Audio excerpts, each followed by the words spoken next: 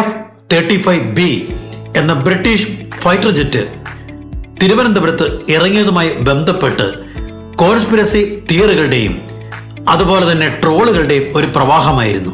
ചാരപ്പണിക്ക് വന്ന വിമാനമാണെന്നത് മുതൽ Mandrake effect മൂലമാണ് വിമാനത്തിന് ഇങ്ങനെ സംഭവിച്ചതെന്ന് വരെ ട്രോളുകൾ ഇറങ്ങി.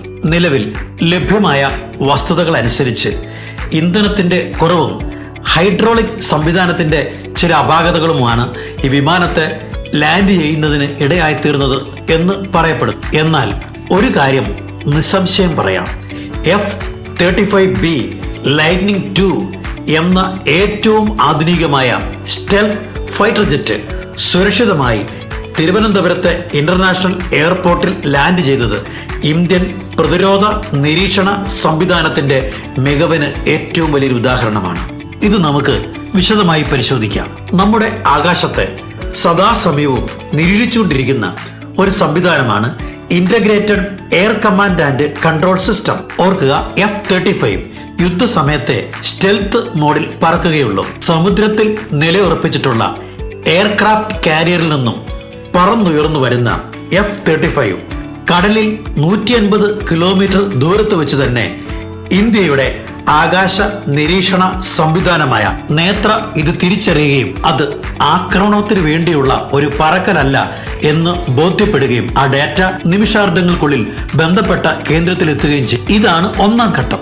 ഇനി നമുക്ക് രണ്ടാം ഘട്ടം എന്താണെന്ന് നോക്കാം. രണ്ടാം ഘട്ടത്തിൽ കൊച്ചിയിൽ സ്ഥാപിച്ചിട്ടുള്ള രോഹിണി അഥവാ അരുദ്ര എന്നീ റഡാറുകൾ പ്ലെയിനിന്റെ പാത, വേഗത, ഭൂമിയിൽ നിന്നും അതിനുള്ള ഉയരം, അത് മാത്രമല്ല അതിന്റെ ദിശ എന്നിവ വ്യക്തമായി ഗ്രഹിക്കുന്നു.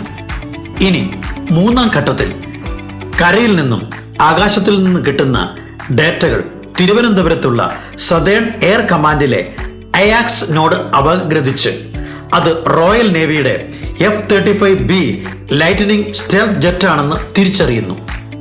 ഇനി അടുത്ത ഘട്ടത്തിലാകട്ടെ, കൃത്യമായ നിർദ്ദേശങ്ങളുടെ അടിസ്ഥാനത്തിൽ Indian air force, civil ATC, Indian navy എന്നിവർ ചേർന്ന് സംയുക്തമായി F-35 തിരുവനന്തപുരം ഇന്റർനാഷണൽ എയർപോർട്ടിൽ VIP ഏരിയയിൽ CISF-ന്റെയും IAF-ന്റെയും ഉദ്യോഗസ്ഥരുടെ സാന്നിധ്യത്തിൽ സുരക്ഷിതമായി ലാൻഡ് ചെയ്യാനുള്ള അവസരം ഒരുക്കി കൊടുക്കുന്നു.